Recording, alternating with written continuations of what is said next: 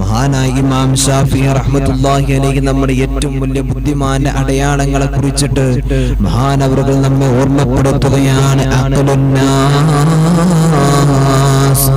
ജനങ്ങളിൽ വെച്ച് ഏറ്റവും വലിയ ബുദ്ധിമാൻ ആരാണെന്നറിയോ? എന്റെ പ്രിയമുള്ളവരെ, മഹാനായ ഇമാം ഷാഫി റഹ്മത്തുള്ളാഹി അലൈഹി നമ്മെ ഓർമ്മപ്പെടുത്തുന്നുണ്ട്. ആരാണ് ഏറ്റവും വലിയ ബുദ്ധിമാനെന്ന് മഹാനവറുകൾ പറയുകയാണോ? മൻ തറക ദുനിയാ ഖബ്ല അൻ തത്റുകഹു.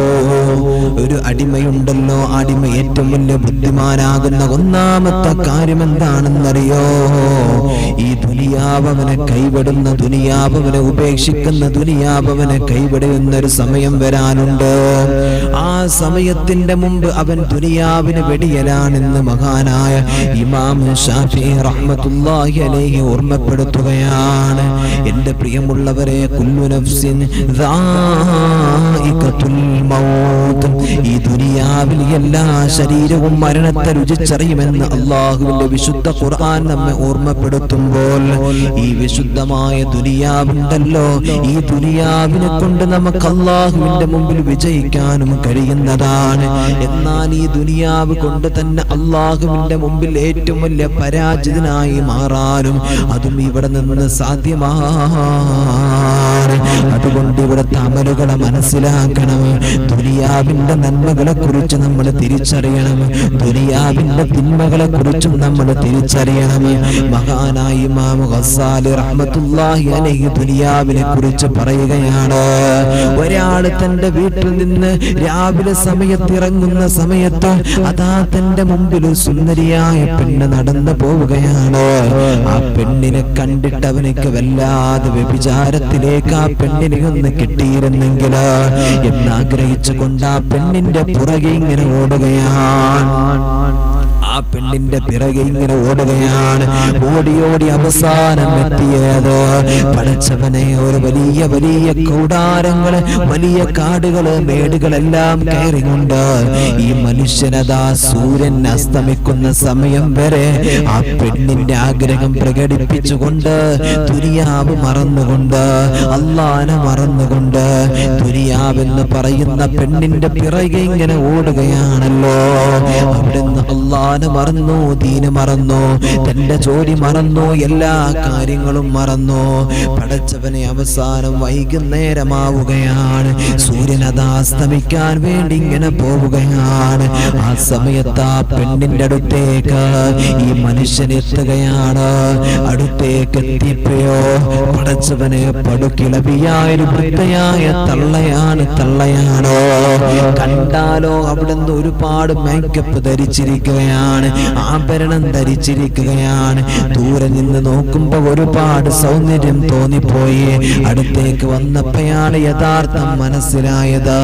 അതാണ് മഹാനായ ഇമാം ഗസ്സാലി തങ്ങൾ പറയുന്നുണ്ട്, ദുനിയാവ് അങ്ങനെയാണ്, അങ്ങനെയാണ്. ദുനിയാവ് ഒരു കിളവിയായ പെണ്ണിന്റെ പിന്നാലെ ഓടിയത് പോലെയാണ്. അവസാനം ദുനിയാവിലൂടെ കടന്ന് അല്ലാഹുവേ നോക്കുമ്പോ ദുനിയാവിന് വേണ്ടി കഷ്ടപ്പെട്ട് ജീവിച്ച് നടന്ന മനുഷ്യന് അവസാനം ഒന്നും ലഭിക്കില്ല. എന്റെ പ്രിയമുള്ളവരെ, അവസാനം വെറും കൈയോടെ നടന്നു പോകുന്നവനായി മാറുകയാണ്.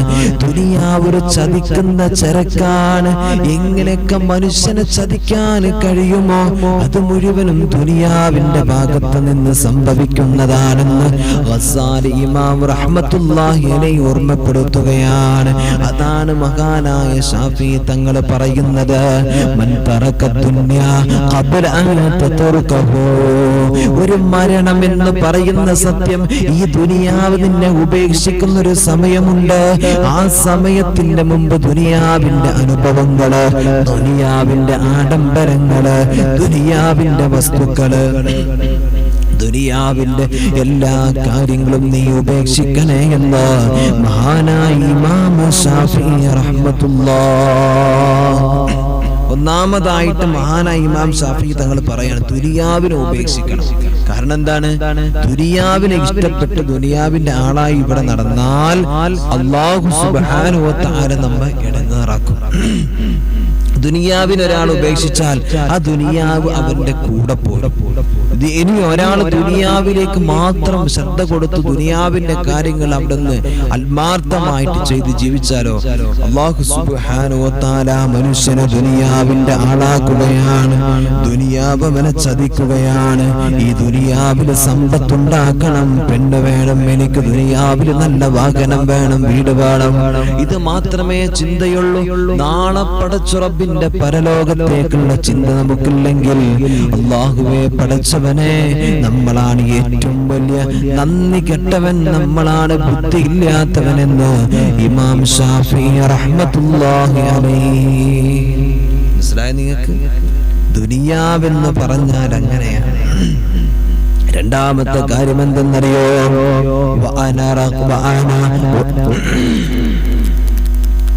മഹാനായ ഇമാം ശാഫിഈ റഹ്മത്തുള്ളാഹി അലൈഹി പറയുകയാണ്,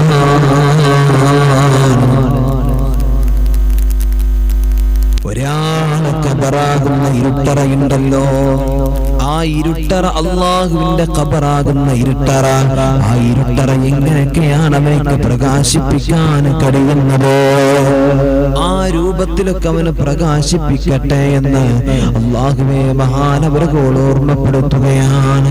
ഞാൻ നിങ്ങൾക്ക് നമ്മുടെ ഖബർ പ്രകാശിപ്പിക്കാൻ പറ്റുന്ന ഏറ്റവും വലിയൊരു അമല് പറഞ്ഞു തരട്ടെയോ? എല്ലാ ദിവസവും നമ്മള് പരിശുദ്ധമായ ഖുർആനൊന്ന് എടുക്കണേ, എന്നിട്ട് അവിടുന്ന് സൂറത്തുൽ വാഖിഅ ഒന്ന് പാരായണം ചെയ്താൽ, സൂറത്തുൽ മുൽക്ക് ഒന്ന് പാരായണം ചെയ്താൽ, എന്റെ പ്രിയമുള്ളവരെ, അല്ലാഹുവേ യാസീൻ ഒന്ന് പാരായണം ചെയ്താൽ, അതൊക്കെ നമ്മുടെ ഖബറിനകത്ത് വലിയ വെളിച്ചമാണ്. മാത്രമല്ല,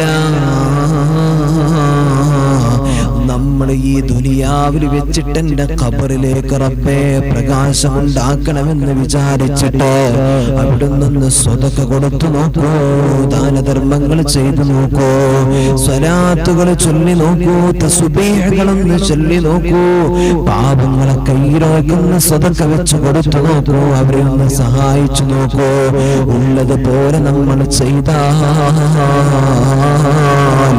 മഹാനവറുകൾ പറയുകയാണ്,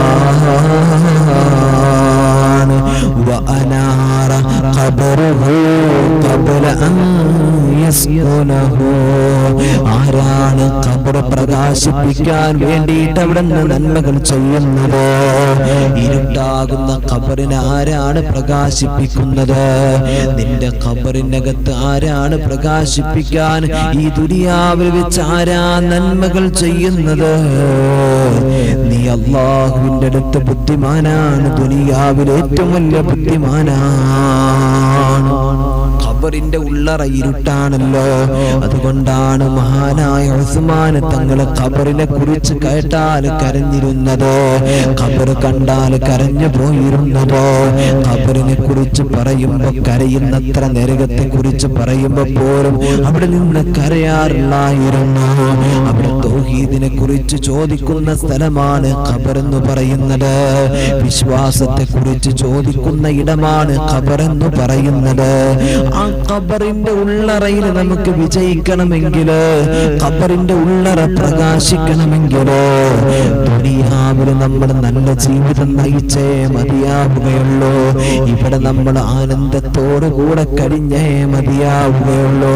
അത് ദുനിയാവിന്റെ ആനന്ദമല്ല.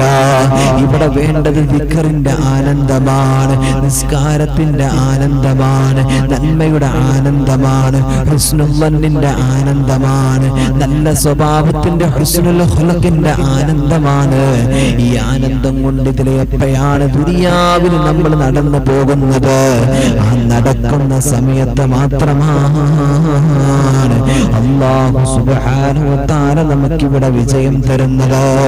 അതുകൊണ്ട് ഈ കാര്യങ്ങൾ മുറുകെ പിടിച്ചോ, ഒരിക്കലും തന്നെ കൈവിടാതെ മുറുകെ പിടിച്ചോ. അല്ല എങ്കിൽ എന്റെ പ്രിയമുള്ളവരെ, ദുനിയാവും ആഖിറവും നഷ്ടത്തിലാണ്. ദുനിയാവ് നഷ്ടപ്പെട്ടവരായി നമ്മൾ മാറുകയാണ്, ആഖിറവും നഷ്ടപ്പെട്ടവരായിട്ട് നമ്മൾ മാറുകയാണ്.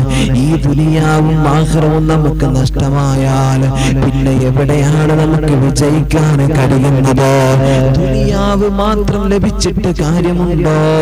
ആഖിറം കൂടെ എന്റെ പ്രിയമുള്ളവരെ നമുക്ക് വേണ്ടേ? അതുകൊണ്ട് ഈ രണ്ട് കാര്യങ്ങൾ നമ്മൾ പറഞ്ഞു. ഒന്ന്, ദുനിയാവിനെ നിങ്ങൾ കൈവടിയണേ. രണ്ട്, ഖബറിനെ പ്രകാശിപ്പിക്കാൻ നമ്മൾ മനസ്സ് കാണിക്കണേ. ഇനി മൂന്നാമത്തെ കാര്യം പറഞ്ഞുതരാം. മൂന്നാമത്തെ കാര്യമാണ്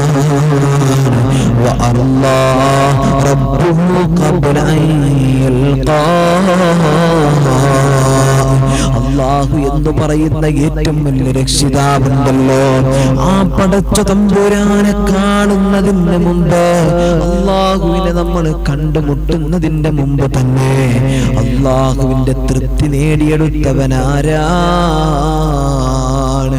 അല്ലാഹുവിന്റെ തൃപ്തി അവിടെ നിന്ന് നേടിയെടുത്ത വ്യക്തിയാരാ? അല്ലാഹുവിനെ മനസ്സിലാക്കി ജീവിച്ചവനാരാ? റബ്ബിന്റെ പൊരുത്തം നേടിയവനാരാ? ദിക്ർ കൊണ്ടും സ്വലാത്ത് കൊണ്ടും നന്മ ചെയ്തിട്ടും അല്ലാഹുവിന്റെ പൊരുത്തം നേടിയ മനുഷ്യനാരാ?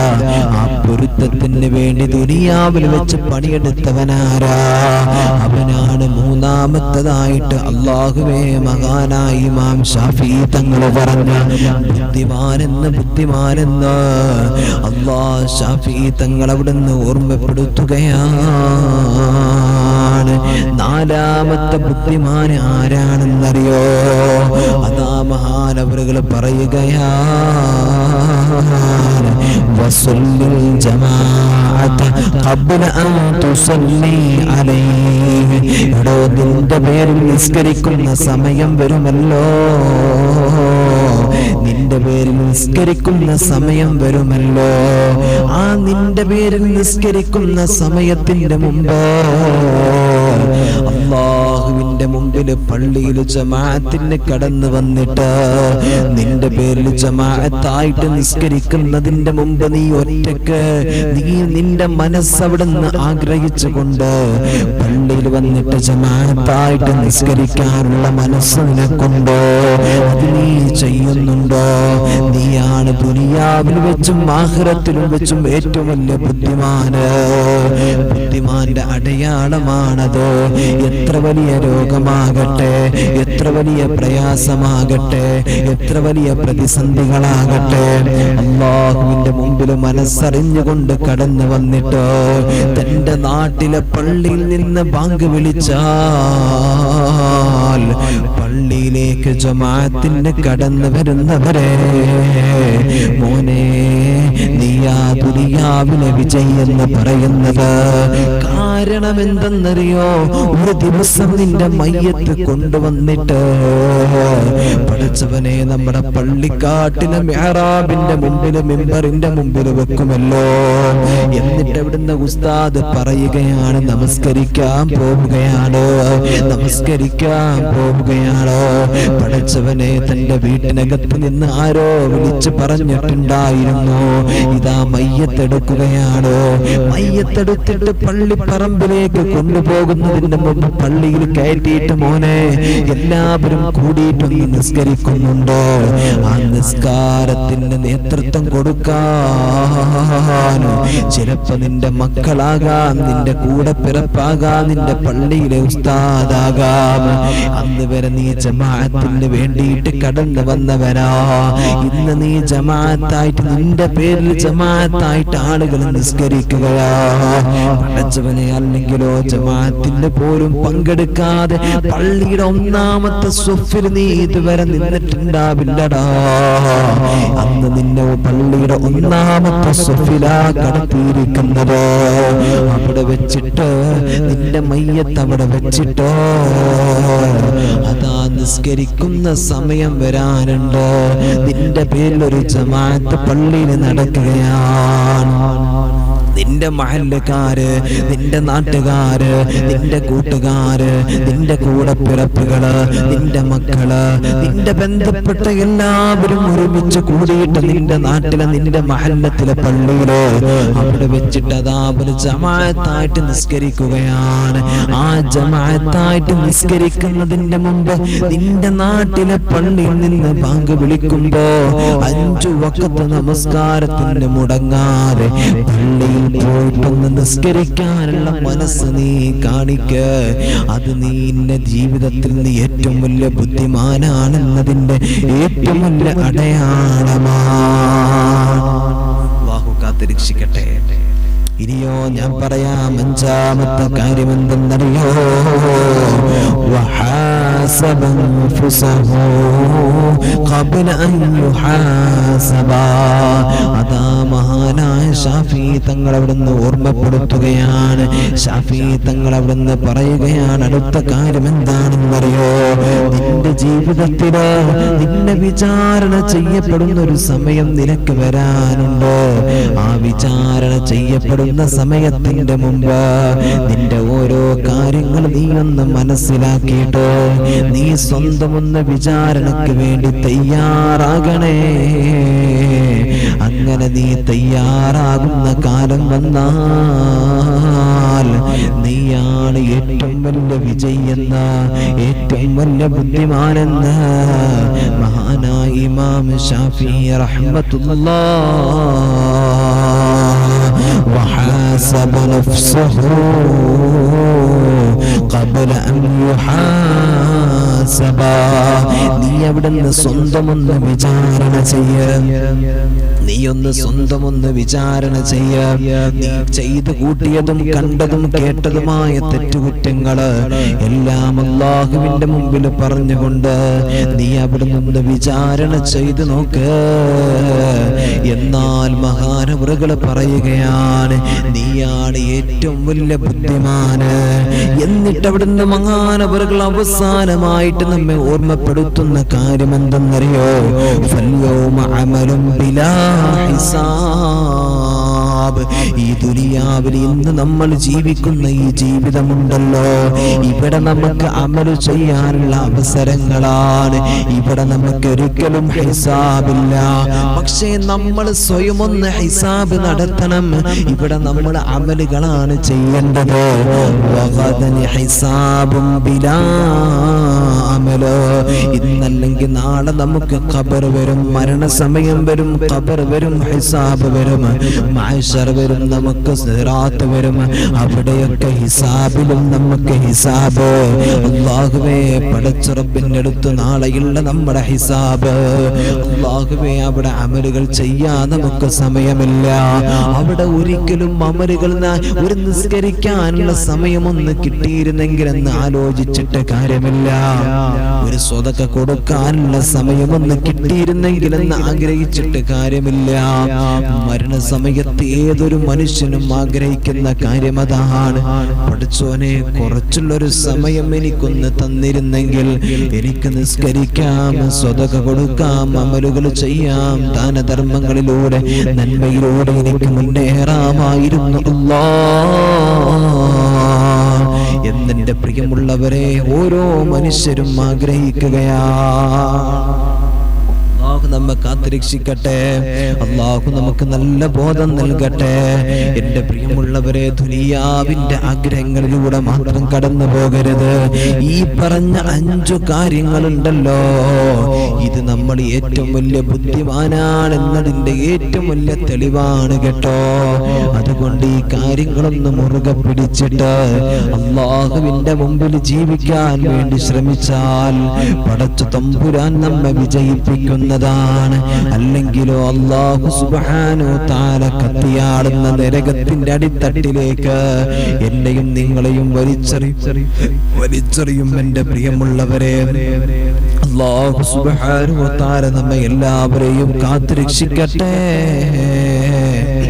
അല്ലാഹു നമ്മെ നന്മയുള്ളവരിൽ അല്ലാഹു തആല ഉൾപ്പെടുത്തട്ടെ. ആമീൻ യാ റബ്ബൽ ആലമീൻ.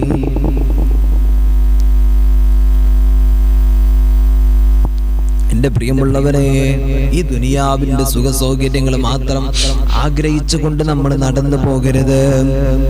അങ്ങനെ നമ്മൾ സഞ്ചരിച്ചാൽ, നമ്മൾ നടന്നു പോയാൽ ഈ ദുനിയാവും ആഖിറവും നമുക്ക് നഷ്ടത്തിലാണ്. ദുനിയാവിന് വേണ്ടി മാത്രം ജീവിച്ച കുറെ ആൾക്കാരുടെ അവസാനം നോക്കൊണ്ട് കടത്തിൽ കയറി പ്രയാസപ്പെട്ട് മുങ്ങിക്കിടക്കുന്നത് കാണാം അല്ലേ? കണ്ടിട്ടില്ലേ നിങ്ങള്? എന്തുകൊണ്ടാണത്? അത് ദുനിയാവിനെ ആഗ്രഹിച്ചുകൊണ്ട് ദുനിയാവിന്റെ പളപ്പളപ്പുകൾക്ക് മുകളിലൂടെ പടച്ചവനെ കടന്നു പോയത് കൊണ്ടാണ്.